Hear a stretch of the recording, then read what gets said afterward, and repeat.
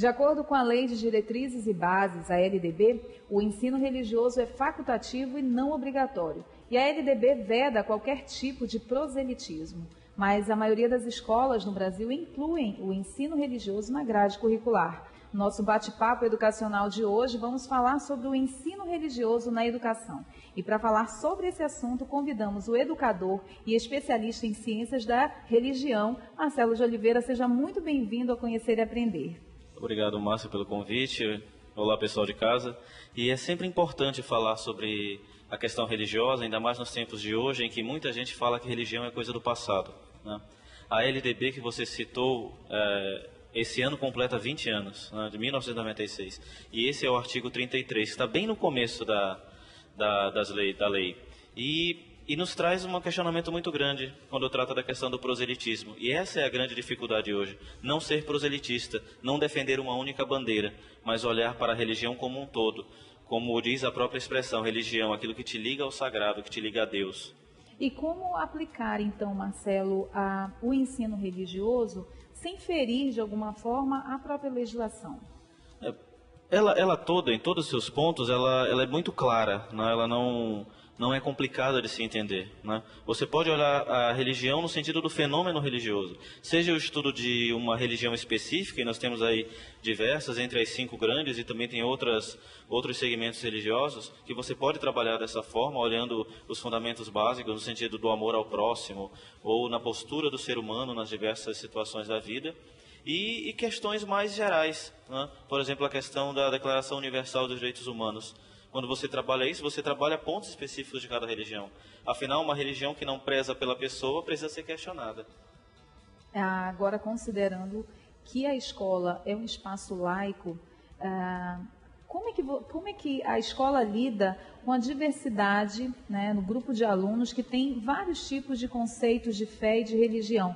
Como é possível desenvolver esse trabalho diante dessa diversidade toda?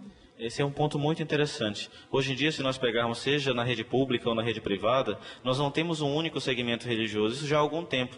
Nós temos aqueles que dizem religiosos, aqueles que acreditam no divino e aqueles que dizem que não acreditam em nada. E, na verdade, se você for analisar os que não acreditam em nada, eles em alguma coisa acreditam, né? Então, vai muito do educador o tato e a forma como chegar.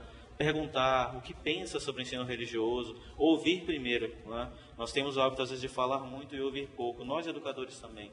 Então quando você chega e pergunta ao aluno o que ele pensa sobre esse assunto, isso já te dá uma chave de leitura para não ferir a crença dele e entrar por outros caminhos que de uma certa forma, com o passar do tempo, vão chegar no ponto que você quer, né? Sem ferir aquilo que ele acredita, né? Hoje nós trabalhamos muito com essa ideia de respeito e preconceito, né? Normalmente há preconceito sobre aquilo que você não conhece, né? Gera uma certa discriminação, quase sempre gera discriminação, né? Apesar de nós sermos um país de maioria cristã, né? Mas nós temos que fazer uma análise sobre esse cristianismo.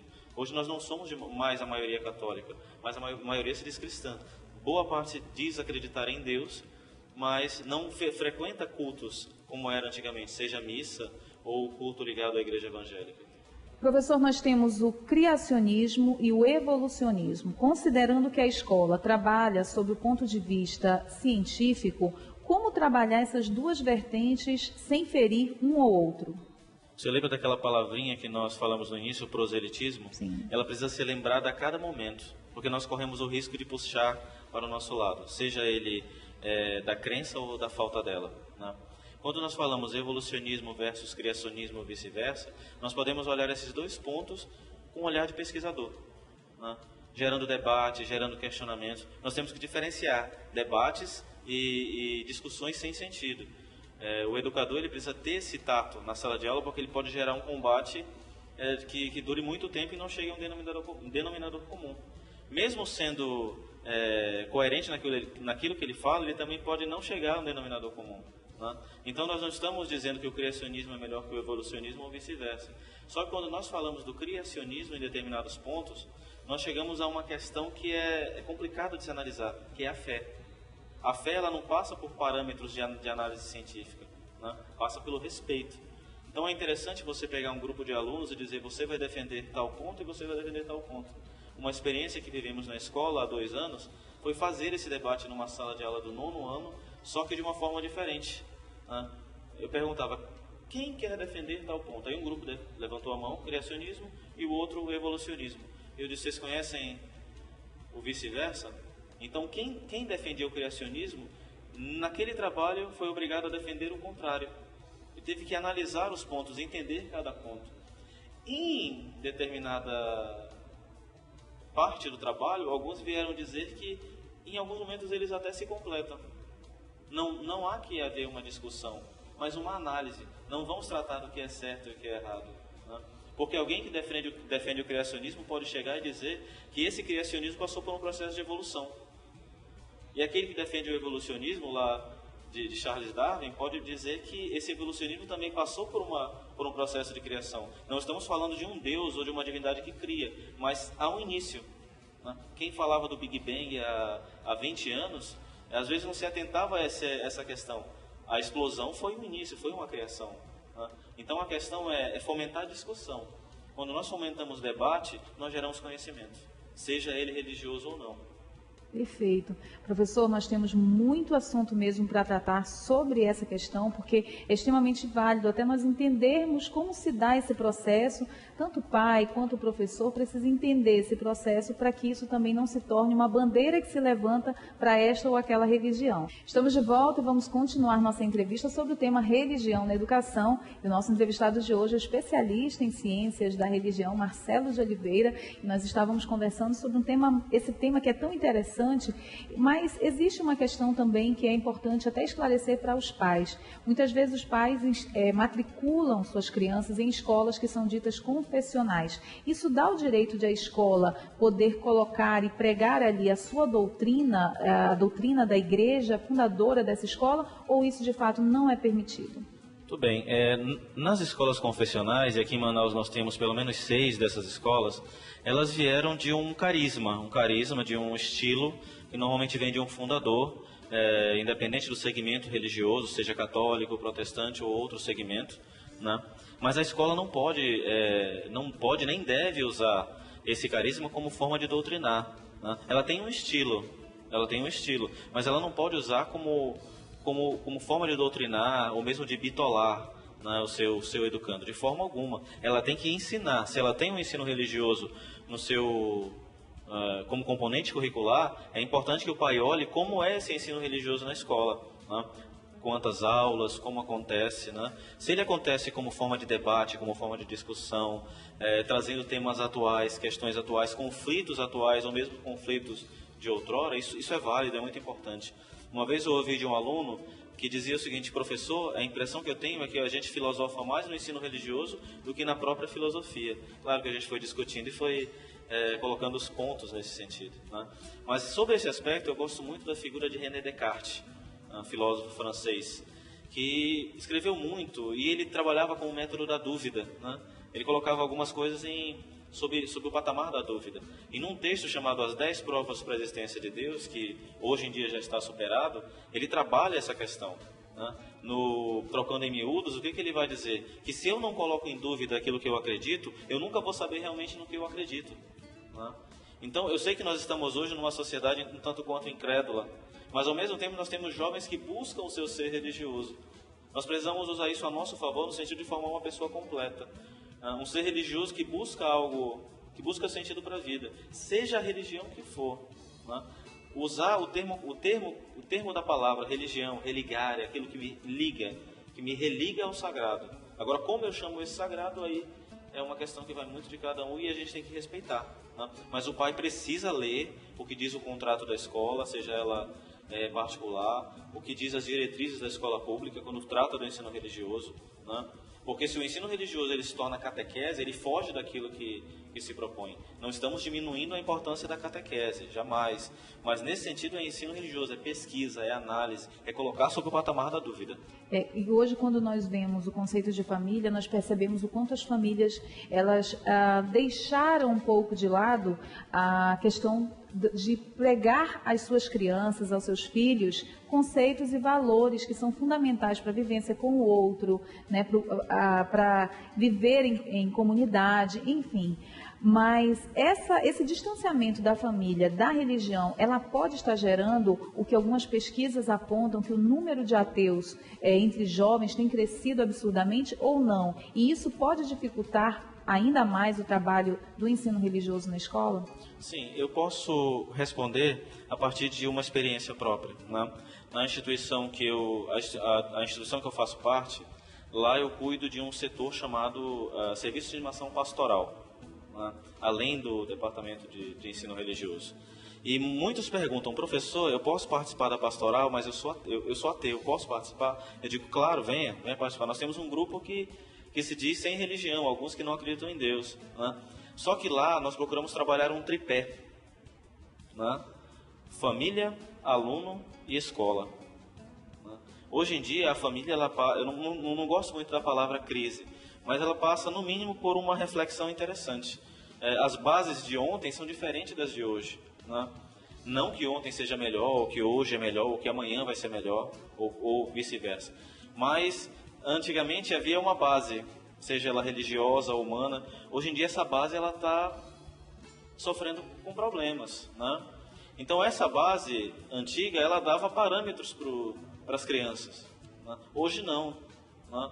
Há algum tempo um professor às vezes dava um aviso ou dava uma indicação para uma criança um tanto quanto levada e ela ouvia. Hoje é comum você às vezes ir em alguma instituição e a criança ri.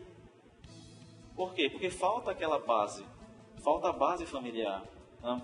Às vezes eu discuto com alguns pais que chegam comigo para conversar, perguntando o que é essa pastoral, ou o que é esse ensino religioso, porque vem com uma ideia de doutrinação, e não é. E às vezes sai de lá com outra ideia e traz mais gente para participar do que nós promovemos. Então, acredito que, não sei se é uma sugestão para um próximo programa, essa questão da base familiar, do ser religioso ou não, né? Então, hoje nós vivemos essa realidade. Eu desafiei uma vez uns alunos do primeiro ano a escrever as bases da sua falta de fé. Se você não acredita, escreva para mim em uma lauda. Por que você não acredita? Alguns demoraram 1, 2 semanas e não conseguiram. Por quê? Porque eles caem também naquilo que nós chamamos de modismo. O ateísmo pode ser um modismo de hoje. Sim. Agora, professor, não só a família precisa estar preparada, nem somente o professor de ensino religioso precisa estar preparado, mas todo o corpo docente, todo o corpo escolar precisa estar preparado de fato para isso. Eu coloco esse questionamento porque é comum nós ouvirmos alunos ou profissionais que dizem assim, olha, eu me tornei ateu porque aquele meu professor falou que ele não acredita em Deus. Então ele se tornou um referencial para ele. Dentro de uma escola que busca pregar valores cristãos, isso daí é recorrente, e como a escola prepara esse professor, mesmo ele não sendo um professor de ensino religioso, para ele falar a mesma língua? É interessante, muito interessante e importante isso que você coloca, e também nos gera preocupação, né? Existe uma prática em muitas escolas que são as jornadas pedagógicas, semana pedagógica, e nessa semana é importante tratar disso, de modo particular em escolas que tratam do ensino religioso. Existem escolas que você tem o ensino religioso do ensino básico ao último ano do ensino médio. Outras vão trabalhar nos últimos anos do ensino fundamental e no médio já não tem mais, normalmente uma aula por semana, né? Por ser um tempo curto, é importante que o professor trabalhe esses valores. É importante que o professor vista a camisa da instituição. Mas, nesse sentido, é importante que os gestores também coloquem as bases dessa instituição. Porque ele não pode falar diferente, né? O professor é formador de opinião, né? O profissional da educação é formador de opinião. Ele precisa ter cuidado com o que ele fala, né? Porque ele pode inspirar ou não os seus alunos, né? Inspirar para o bem ou não. Então isso é muito importante e é muito perigoso, né? Uma vez um aluno me viu chegando pela manhã indo participar da missa na escola, né? E aí depois ele chegou, professor, o senhor é católico? Eu disse, sim. Eu achava que o senhor era ateu, eu achava que o senhor não tinha religião. De uma certa forma eu fiquei, poxa, que bom que a minha crença religiosa não transpareceu, né? Mas aí entra de novo aquela bendita palavrinha, proselitismo. Eu não posso chegar de forma alguma falando de uma religião e no final dizer que a minha é melhor. Porque eu gero conflito na cabeça daquele aluno, na mente daquele aluno, e ele pode gerar também conflito em casa. Isso é uma questão muito importante. Professor, esse tema ele é muito interessante e eu tenho certeza que o trabalho que o senhor desenvolve nessa escola certamente é um trabalho muito bom e as famílias agradecem porque, de fato, o mundo hoje anda numa situação em que, se não forem resgatados alguns valores, de fato vão levar a uma decadência total e as pessoas precisam encontrar um ponto de fé.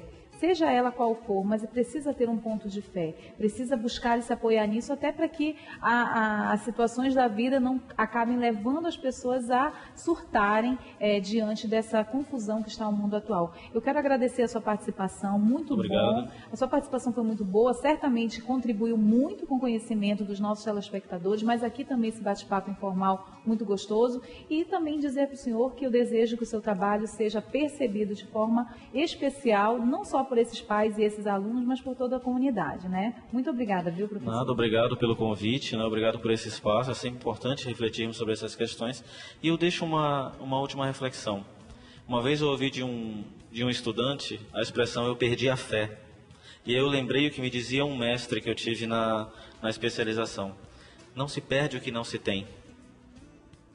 Então, normalmente, quando a gente escuta "eu perdi a minha fé", nós temos que analisar, porque não se perde o que não tem. E independente da religião, nós temos que transmitir valores, principalmente para essa juventude. Muito obrigado. Muito obrigada, viu, professor? Olha, embora haja muita contradição no que diz respeito ao ensino desta disciplina nas escolas, o que realmente deve ser levado em consideração são os valores que são ensinados através dela e não a religião em si.